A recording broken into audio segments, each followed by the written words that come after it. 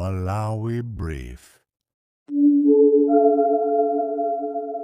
Tikulandireni omvera, tsopano tikupasirani Ken Nsonda wa lero pa 1 December 2025. Takhalani pomwepo. Oops, as usual, there was an incoming call. Paliso anthu ambiri amene kuthekera ali nako amenenso amanga zipatala zamphamvu kwambiri kuthandiza boma. Mdziko lino la Malawi kwambiri kumene anthu ena amangaso zipatala. Amene ningathe kukumbukira panopo ndi anthu monga Dr. Tom Mpinganjira amene amanga cancer center, komanso pali wena kumponera amanga zipatala. Dziko la Malawi muliso ambiri amene amanga zipatala. Ena posachedwa apa amangaso chipatala chawo ku Baraka amatsegula posachedwa apa. Zimenezo zikuthandiza kwambiri kuti anthu amene amapita ku South Africa, kaya kupita ku India, kupita ku Kenya, kupita ku Tanzania, kupita ku Zambia for high class medical attention atha kukhalabe kulandira thandizo muno Malawi. So pempho langa ndimafuna kuti ndipemphe makamaka ife akulu ife andalefe. Let's utilize these opportunities by accessing them, accessing masukuluwa, accessing zipatalazi, imakhalanso ngati one way of supporting our local industry. Sizo kuti ana athu basi azikaphunzira kunja. Panopo forex tikudandaula and yet ana athu ambiri feyo ali kunja muno Malawi tindi skulu zabwino kwambiri. You'll be surprised with the people from Mozambique, people from Zambia, people from Tanzania, from other countries, from Botswana, and they are now munomo Malawi munomo amazaphunzira muno. Pamene fena kuti mazonera pansi timatumizaso ana athu kunja. Tili ndi masukulu muno Malawi muno amene ali nako kuthekera. Chimozimozi zipatala tikudandaula pano kuti forex tilibe tiyesese ife ya ndale kandi atsogoleri athu ngati nthupi simuli bwino tiyesese, let us access zipatala zimene zili muno kuthekera ali nako. Muno tuti ndi madokotala kuthekera ali nako. Koma zongoti pang'ono-ng'ono ayi tapita ku South Africa, tapita ku Kenya, tapita ku India, tapita ku Tanzania, tapita ku Zambia, tikuononga ndalama za boma. Andi makamaka ife akulu tikafuna kuchoka timangunama kuti ayi tapita kukangoenda tikupita kuzipatala andi timatenga ndalama zambiri. Ineyo I'm a living testimony. Honorable Kenneth Chitatata Nkwambanandi, Msonda Village in Katolitoli. From 2016, for almost 2 years, 6 months, 10 days, and 7 hours, I was down with cancer. I was down with Kaposi's cancer. It attacked my leg. My leg was almost rotten. And when I went to the hospital, ku cancer center, ya kuno ku Lilongwe, komanso ku Anzatu Lighthouse, UNC, University of North Carolina, amina mathandiza kwambiri ku nkhani za matenda ngati cancer. They suggested an amputation of my leg. Nachitokana kuti you can't ampute my leg, and the doctors couldn't believe it. Dr. Nyasosela can bear testimony, Dr. Masamba can bear testimony, Dr. Cecilia can bear my testimony, and there are also some doctors at the Lighthouse in Lilongwe and Blantyre who can actually bear my testimony. Dr. Edwards. These are the people who are actually trying to treat me.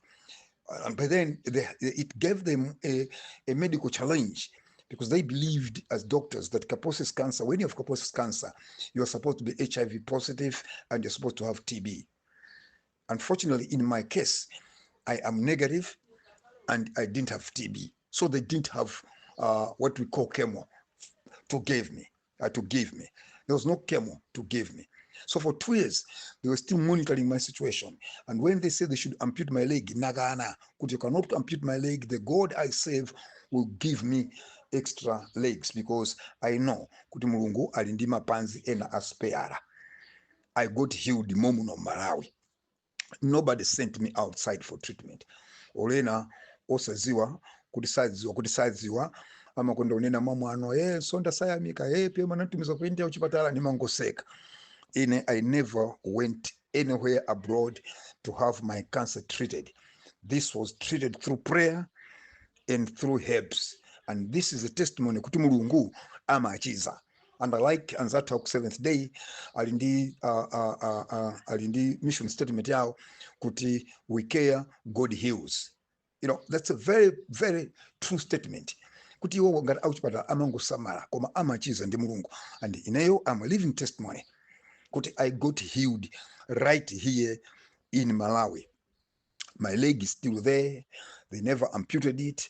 And ndimavala abe sapato mbuyo ndimapita abe ku cancer center ku Lilongwe and speak to motivate other people kuti it is possible to be healed here in Malawi. So what am I trying to say?